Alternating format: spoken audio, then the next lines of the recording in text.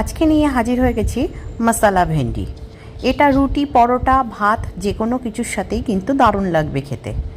চলুন তাহলে রেসিপিটা দেখে নেওয়া যাক। আমি প্রিয়াঙ্কা, আপনারা দেখছেন প্রিয়াঙ্কার রান্নাঘর।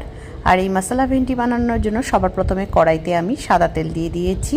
আর ভেন্ডিগুলোকে আমি গোটা গোটাই রান্না করব বলে গোটা এই দুটো পাশই কেটে নিয়েছি। নিয়ে জলটাকে কিন্তু মুছে নিতে হবে ভেন্ডিটা কাটার আগে, নাহলে কিন্তু ভেন্ডিটা বেশ নাল নাল হয়ে যায়। এবার ভেন্ডিটাকে আমি খুব ভালো করে ভেজে নেব। কড়ার মধ্যে ভেন্ডিটাকে দিয়ে দেব, দিয়ে এর মধ্যে দিয়ে দেব খুব সামান্য পরিমাণে একটু নুন, দিয়ে ভেন্ডিটাকে খুব ভালো করে ভেজে নেব। দিয়ে দিলাম একটু হলুদ গুঁড়ো, এতে ভেন্ডির কালারটা খুব সুন্দর থাকবে।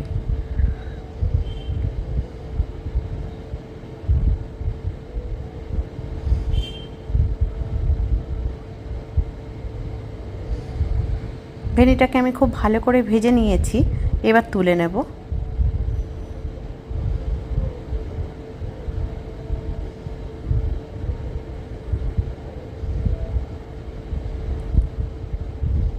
পুরো ভেন্ডিটাকে তুলে নিয়ে এবার ওই তেলটার মধ্যেই আমি পেঁয়াজ কুচি দিয়ে দেব, দিয়ে মধ্যে দিয়ে দেব নুন, দিয়ে পেঁয়াজটাকে খুব ভালো করে ভেজে নেব।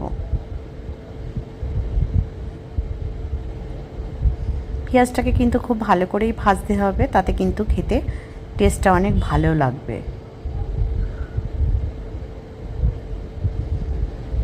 দেখুন পেঁয়াজটাকে আমি খুব ভালো করে ভেজে নিয়েছি। এবার এর মধ্যে দিয়ে দেব আদা রসুন পেস্ট।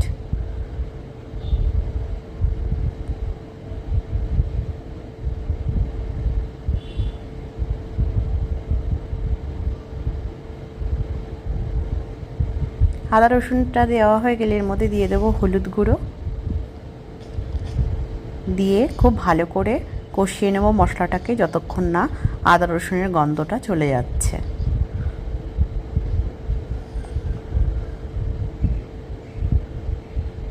হাতে একটু সময় নিয়ে মশলাটাকে কষিয়ে নিতে হবে। দেখুন আমি মশলাটাকে খুব ভালো করে কষিয়ে নিয়েছি। এবার এর মধ্যে দিয়ে দেব সব গুঁড়ো মশলাগুলো। এখানে প্রথমে দিয়ে দিচ্ছি চাট মশলা, দিয়ে দেব লঙ্কার গুঁড়ো, আর দিয়ে দেব ভেজে রাখা একটা মশলা, জিরে, ধনে, শুকনো লঙ্কা, দারচিনি, এলাচ, লবঙ্গ একসঙ্গে গুঁড়িয়ে নেওয়া মশলা। দিয়ে এর মধ্যে দিয়ে দেবো একটু পোস্ত বাটা, দিয়ে মশলাটাকে 2 মিনিট মতন ধরে কষিয়ে নেব।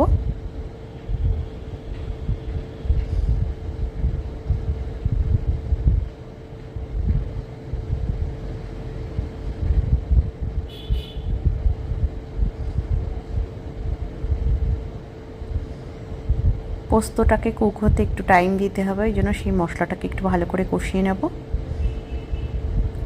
মশলাটাকে আমার কষানো হয়ে গেছে। এবার এর মধ্যে দিয়ে দেবো খুব সামান্য পরিমাণে চিনি। এটা আপনারা চাইলে নাও দিতে পারেন, কিন্তু দিলে টেস্টটা ভালো হয়। এবার আমি এর মধ্যে জল অ্যাড করে দেবো। জলটা আমি পোস্ত বেটেছিলাম সেই বাটিটা ধুয়ে দিলাম। এবার এর মধ্যে দিয়ে দেবো ভেজে রাখা ভেন্ডিগুলোকে।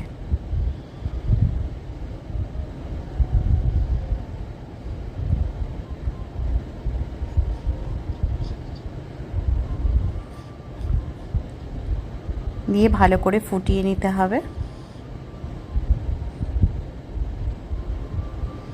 দেখুন আমি খুব ভালো করে ফুটিয়ে নিয়েছি। এবার ওপর থেকে একটু ধনেপাতা কুচি দিয়ে দিলাম, দিয়ে পরিবেশন করার জন্য কিন্তু রেডি হয়ে গেল। এরকমভাবে বাড়িতে অবশ্যই একবার বানিয়ে দেখুন, খেতে দারুণ হয়। আশা করছি আজকের ভিডিওটা আপনাদের ভালো লাগবে। ভালো লাগলে চ্যানেলটিকে সাবস্ক্রাইব করার অনুরোধ রইল। আজ এই পর্যন্তই, দেখা হবে অন্য কোনো ভিডিওর সঙ্গে। ততক্ষণ ভালো থাকবেন, সুস্থ থাকবেন।